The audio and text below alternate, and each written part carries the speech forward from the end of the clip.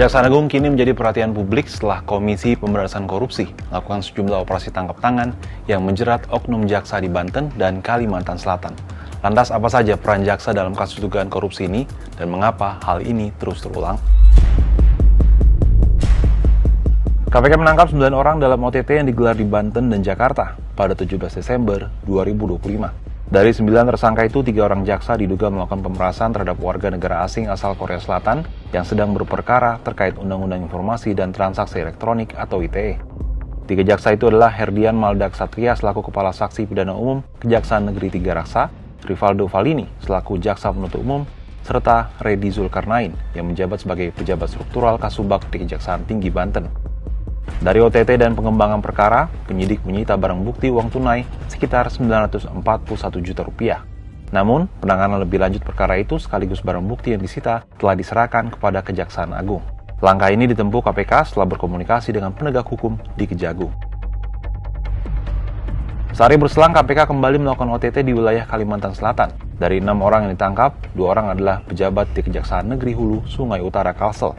Keduanya ialah Kepala Kejaksaan Negeri Hulu Sungai Utara Albertinus P. Napitupulu dan Kepala Seksi Intelijen Kejaksaan Negeri Hulu Sungai Utara Asis Budianto, selaku Kepala Seksi Perdata dan Tata Usaha Negeri Kejari Hulu Sungai Utara.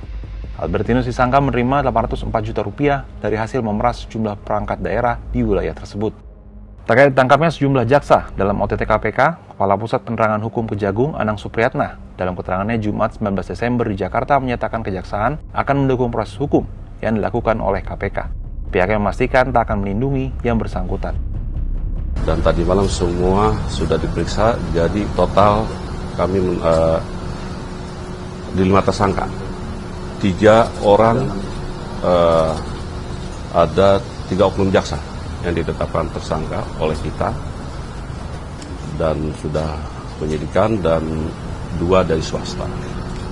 Karena ini merupakan koordinasi dari sinergi dan kolaborasinya, sehingga langkah-langkah kejaksaan dalam membantu kita untuk membersihkan jaksa-jaksa yang bermasalah. Kasus korupsi yang melibatkan jaksa ini bukan hal baru. Tercatat kasus serupa juga pernah terjadi di tubuh kejaksaan. Hal ini pun menimbulkan kritik terkait kewenangan besar yang dimiliki oleh kejaksaan yang ternyata tak disertai oleh pengawasan yang justru mengakibatkan penyalahgunaan kewenangan. Pernyataan ini disampaikan peneliti Pusat Kajian Anti Korupsi Universitas Gadjah Mada, Zainur Rohman, dalam wawancara dengan Kompas TV 19 Desember 2025. Menyoroti masifnya penyalahgunaan kewenangan di tubuh institusi aparat penegak hukum atau APH menyusul tertangkapnya jaksa oleh KPK. Ia juga menyayangkan dalam penyusunan rancangan Kitab Undang-Undang Hukum Acara Pidana atau KUHP yang telah disahkan justru tidak memangkas kewenangan besar APH. Bahkan regulasi yang ada saat ini masih memberikan ruang yang terlalu luas bagi aparat tanpa daya kontrol yang memadai.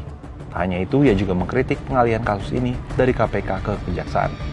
Terlalu banyak momentum di institusi penegak hukum untuk berbenah. Toh nyatanya juga tidak ada pembenahan yang bersifat mendasar.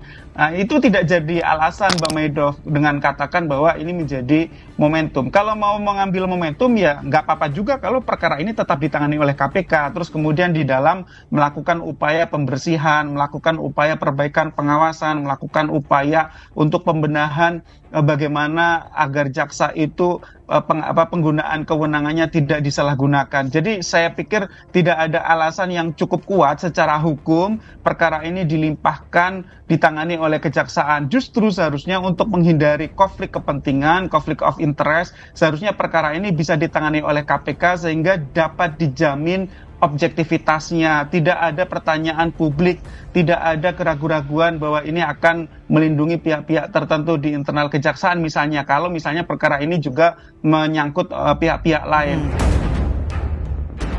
Secara terpisah, peneliti Indonesia Corruption Watch, Wana Alamsyah, berpandangan penangkapan beberapa jaksa oleh KPK tersebut merupakan fenomena puncak gunung es dari persoalan yang selama ini tidak pernah diselesaikan oleh pengelola negara, yakni normalisasi perilaku koruptif penegak hukum.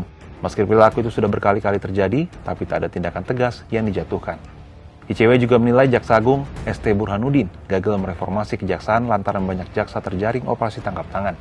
Tak hanya itu, minimnya transparansi dalam penanganan perkara korupsi berpotensi membuka ruang terjadinya praktik transaksional antara aparat penegak hukum dengan tersangka yang sedang diperiksa.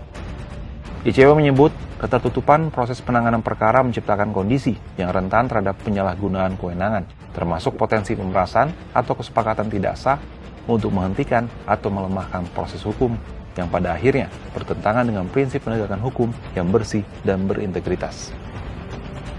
Berulangnya kasus jaksa yang terjerat operasi tangkap tangan KPK jadi sinyal kuat bahwa persoalan ini tidak bisa disikapi kasus per kasus semata.